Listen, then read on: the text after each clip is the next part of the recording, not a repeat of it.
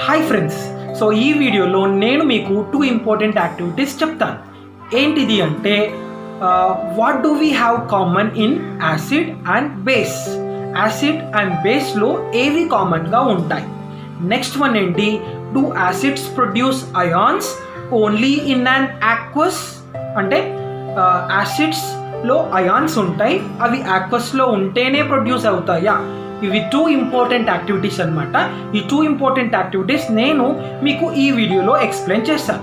So ఈ వీడియోని కంప్లీట్గా చివరి వరకు చూడండి. మీకు ఆ 2 వీడియోస్, ఆ 2 ఎక్స్పెరిమెంట్స్ ఏంటో, ఆ 2 యాక్టివిటీస్ ఏంటో ఈజీగా అర్థమవుతాయి. యాక్టివిటీ 7. సో ఈ యాక్టివిటీ 7లో మనం ఏం నేర్చుకుంటాము అంటే, what do have acids in common, what do bases have in common. అంటే యాసిడ్లో ఏముంటుంది, బేసెస్లో ఏముంటుంది, ఎందుకు వీటిని మాత్రమే యాసిడ్స్ అంటాం, ఎందుకు వీటిని మాత్రమే బేసెస్ అంటాం, యాసిడ్స్కి బేసెస్కి డిఫరెన్స్ ఏంటి, ఈ యాసిడ్లో ఏముంటుంది, ఈ బేసెస్లో ఏముంటుందో అది మన యాక్టివిటీ. సో ఫస్ట్ మనం యాసిడ్స్ గురించి తెలుసుకుందాం. So what do acids have in common అంటే యాసిడ్స్లో కామన్గా ఏముంటుంది. నేను మీకు కొన్ని కాంపౌండ్స్ చెప్తాను, దాంట్లో మీరు కామన్గా ఏముందో ఐడెంటిఫై చేయాలి.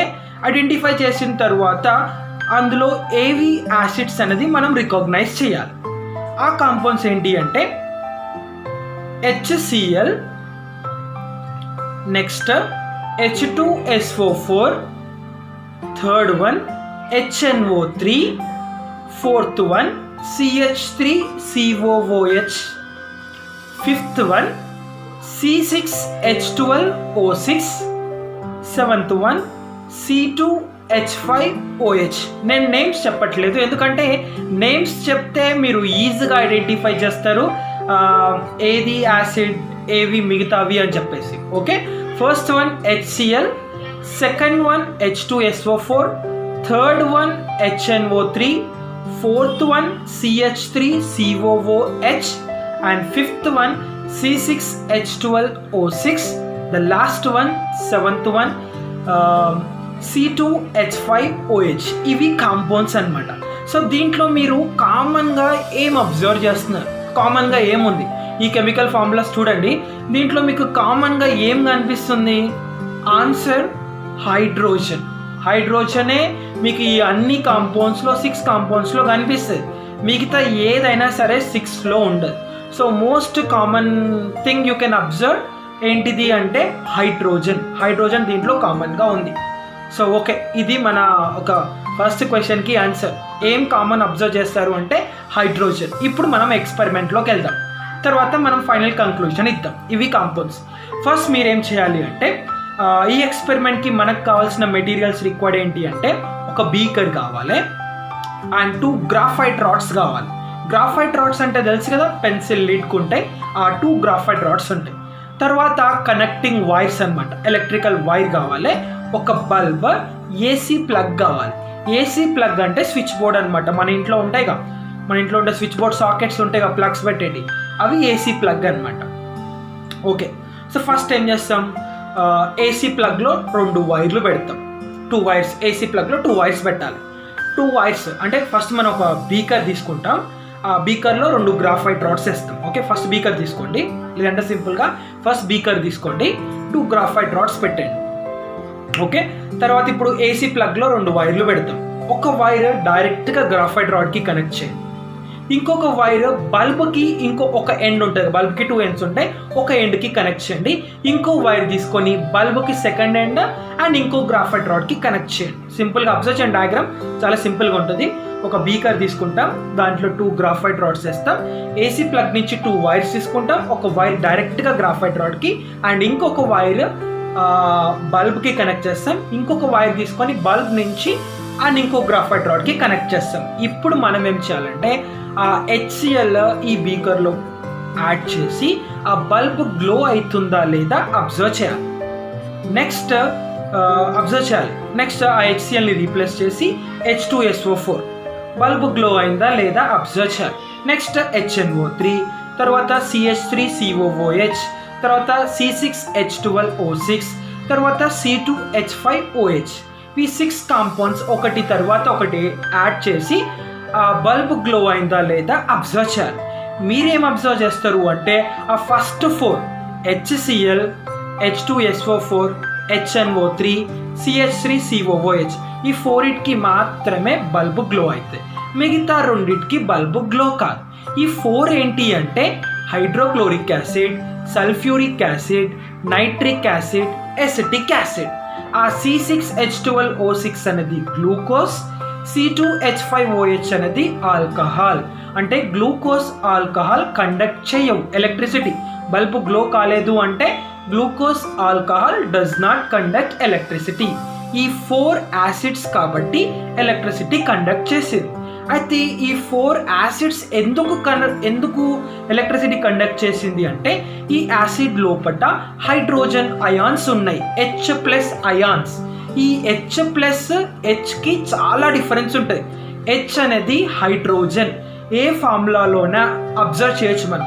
ఇప్పుడున్న 6 కాంపౌండ్స్ ఫార్ములాలో మీరు Hని అబ్జర్వ్ చేస్తారు అంటే హైడ్రోజన్ ఉంది.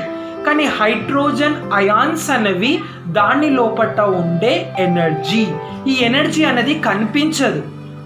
దాన్ని మనం ప్రాక్టికల్గా చూడొచ్చు అంట. ప్రాక్టికల్గా ఎలా చూడొచ్చు అంటే దాంట్లో ఎనర్జీ ఉంటే ఆ బల్బు గ్లో అవుతుంది, ఎనర్జీ లేకపోతే గ్లో కాదు అనమాట. సో H అనేది హైడ్రోజన్ ఫార్ములాస్లలో ఉంటుంది. H+ అయాన్స్ అనేవి హైడ్రోజన్ అయాన్స్. ఇవి కేవలం యాసిడ్స్లో మాత్రమే ఉంటాయి, ఎక్కువ క్వాంటిటీలో. మిగతా దాంట్లో తక్కువగా ఉంటాయి, యాసిడ్స్లో ఉంటాయి. ఏ సబ్స్టెన్స్ దాన్ని యాసిడ్ అనడానికి కారణం దాని లోపల H+ అయాన్స్ ఉన్నాయి. సో ఈ యాక్టివిటీలో acids conduct electricity due to the presence of H+ ions. ఈ గ్లూకోజ్, ఆల్కహాల్లో H+ అయాన్స్ లేవు. ఒకవేళ ఈ యాసిడ్స్ గ్లూకోజ్, ఆల్కహాల్ కాకుండా NaOH, calcium hydroxide, zinc hydroxide, barium hydroxide ఇలా మీరు బేసెస్ తీసుకొని ఇదే ఎక్స్పెరిమెంట్ పర్ఫామ్ చేశారనుకోండి, బేసెస్కి కూడా మీరు అబ్జర్వ్ చేయొచ్చు, బల్బ్ గ్లో అవుతుంది. అంటే bases also good conductor of electricity. ఈ బేసెస్ ఎందుకు కండక్ట్ చేస్తాయి అంటే due to the presence of OH- ions. అంటే బేసెస్లో ఏముంటాయి అంటే OH- అయాన్స్. ఏ లిక్విడ్లో అయినా OH- అయాన్స్ ఉంటే అది బేస్ అంటాం. ఏ లిక్విడ్స్లో అయితే H+ అయాన్స్ ఉంటాయో వాటిని మనం యాసిడ్స్ అంటాం. ఇది what do have acids in common అంటే H+ ions. What do have bases in common అంటే OH- అయాన్స్. ఈ అయాన్స్ అనేవి కనిపించవు. మరి ఎలా తెలుస్తుంది సార్ అంటే ఇలాంటి ఎక్స్పెరిమెంట్ చేస్తే మనకు బల్బ్ గ్లో అవుతుంది. లేకపోతే లిట్మస్ పేపర్లతోటి ఆ లిట్మస్ పేపర్ బ్లూ రెడ్ అయింది అంటే అది యాసిడ్, రెడ్ బ్లూ అయింది అంటే అది బేస్. ఇది యాక్టివిటీ 8. సో ఈ యాక్టివిటీ 8 అనేది యాక్టివిటీ 7కి రిలేటెడ్.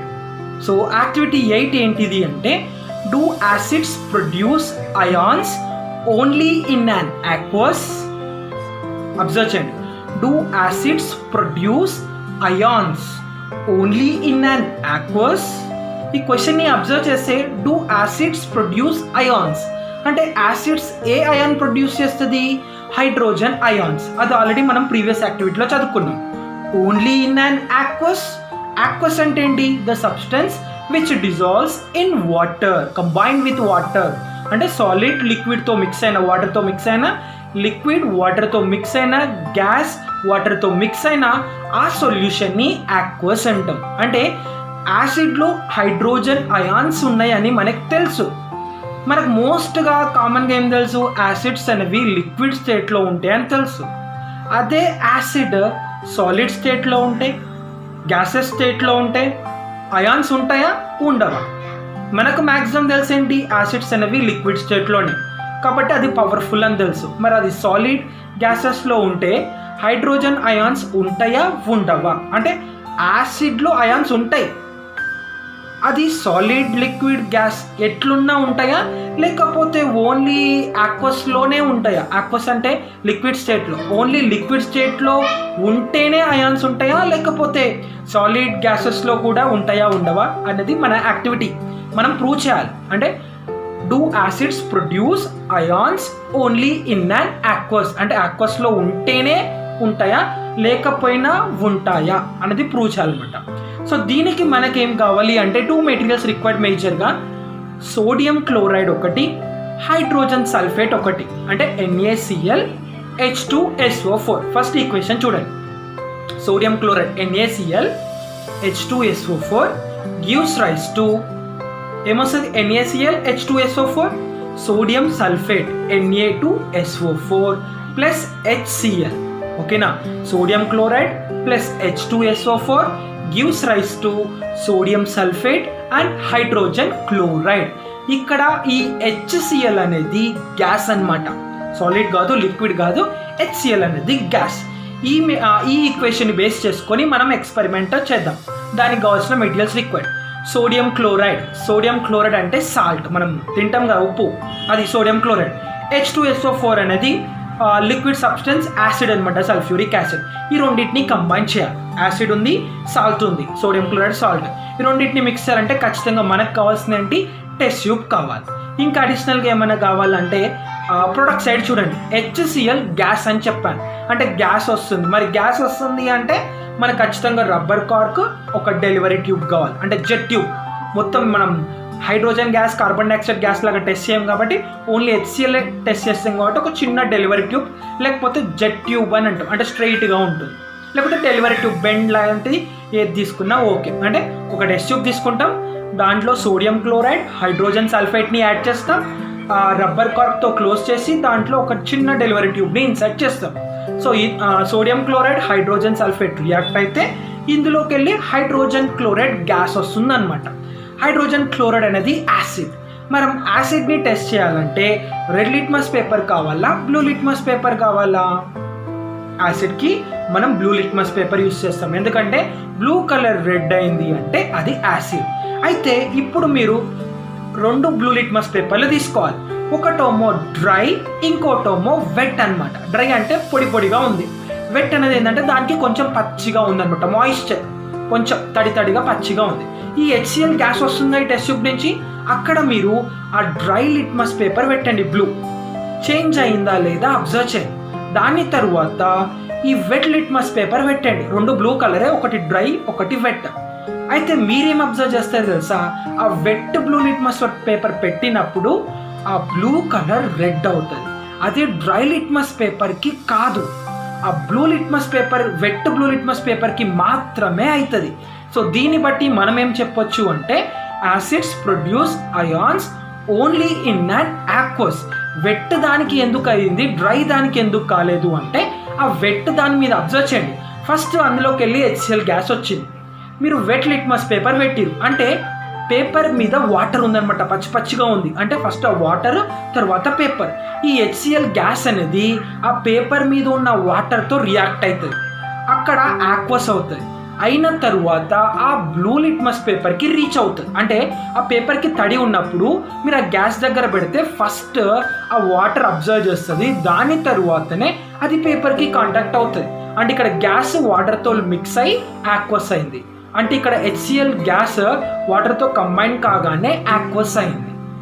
అది ఆన్సర్. అంటే acids produce ions only in an aqueous. అంటే ఏ యాసిడ్ అయినా సరే అందులో అయాన్స్ ఉండాలి అంటే, అయాన్స్ ప్రొడ్యూస్ చేయాలంటే అది ఖచ్చితంగా ఆక్వస్ స్టేట్లోనే ఉండాలి. దీన్ని బట్టి మనం ఏం చెప్పొచ్చు అంటే యాసిడ్ అనేది వాటర్తో రియాక్ట్ అవుతే ఏం జరుగుతుంది? యాసిడ్లో H+ అయాన్స్ ఉంటాయి, ఏ యాసిడ్ అయినా సరే, అది సాలిడ్ కానీ గ్యాస్ కానీ లిక్విడ్ కానీ. అందులోకి వెళ్ళి బయటికి వస్తేనే దాని పవర్ ఉన్నట్టు, లేకపోతే పవర్ లేనట్టు. అయితే ఈ యాసిడ్ అనేది వాటర్తో రియాక్ట్ అవుతే అందులోకి వెళ్ళి వచ్చే ఎనర్జీ హైడ్రోనియం అయాన్స్ అనమాట. ఇది గుర్తుపెట్టుకోండి, కన్ఫ్యూజ్ కాకండి. యాసిడ్లో ఉండేది H+ అయాన్స్. అయితే అది వాటర్తో కంబైండ్ అవుతే H3O+ అయాన్స్ అంటాం. ద H3O+ని హైడ్రోనియం అయాన్స్ అంటాం. అంటే యాసిడ్స్ ఆక్వస్లో ఉన్నప్పుడు హైడ్రోనియం అయాన్స్ రిలీజ్ అవుతాయి. యాసిడ్స్ నార్మల్ స్టేట్లో ఉన్నప్పుడు హైడ్రోజన్ అయాన్సే ఉంటాయి అన్నమాట. లిక్విడ్లో ఉన్నప్పుడు H+ అయాన్సే ఉంటాయి. దాంట్లో వాటర్ మిక్స్ అయిపోతే దాన్ని హైడ్రోనియం అయాన్స్ అంటాం. అలానే బేస్ కూడా వాటర్తో కంబైండ్ అవుతే OH- అయాన్స్ ఉంటాయి. ఓకేనా? హైడ్రోనియం అయాన్స్ ఎప్పుడు వస్తాయి? యాసిడ్ అనేది వాటర్తో మిక్స్ అయినప్పుడు హైడ్రోనియం. హెచ్ ప్లస్ అయాన్స్ ఎప్పుడు వస్తాయి? యాసిడ్ నార్మల్గా దేంతో మిక్స్ కానప్పుడు యాసిడ్లో హెచ్ ప్లస్ అయాన్స్ ఉంటాయి. ఒకవేళ యాసిడ్ వాటర్తో మిక్స్ అయితే H3O ప్లస్ హైడ్రోనియం అయాన్స్ ఉంటాయి.